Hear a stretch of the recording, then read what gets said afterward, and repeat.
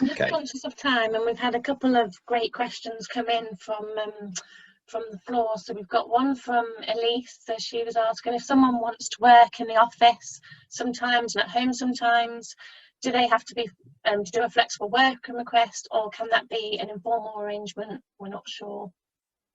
I mean, look, you know, it doesn't have to be a flexible working request, especially if it's something that's been agreed between the parties and both parties see that as a good idea moving forward. What I don't like the idea of is something that's totally informal, because it is a significant change to terms and conditions.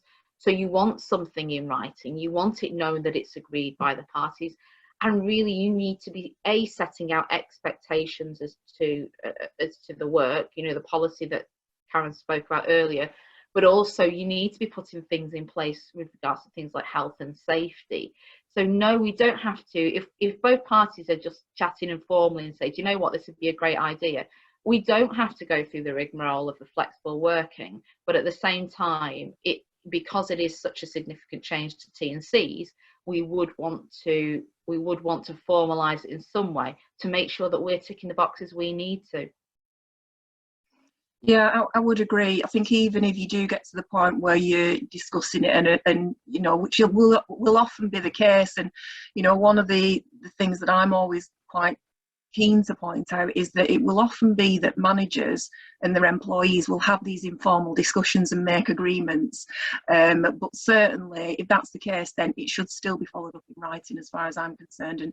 And we talked earlier about obviously the policies that you can put in place to sort of set out your expectations. And for me, it comes down to this new hybrid working, doesn't it? A bit in the office, a bit at home.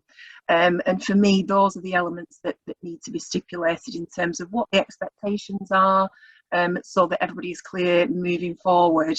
And just coming to that point around the informal arrangements and the informal discussions, I think if you've got managers where it's potentially that they're going to start having those discussions and making those agreements, it's really useful to remind your managers of what the process is if somebody wants to make those flexible working requests. Because the worst thing that can happen, well, not the worst thing, but one of the things, is that you've started those informal discussions, you're then in a position where actually you want to reject it, but then you've got to backtrack to make sure that you follow the right procedure so that it doesn't come and bite you later on down the lines. So remind your managers of what the process is if they want to put in those flexible working requests.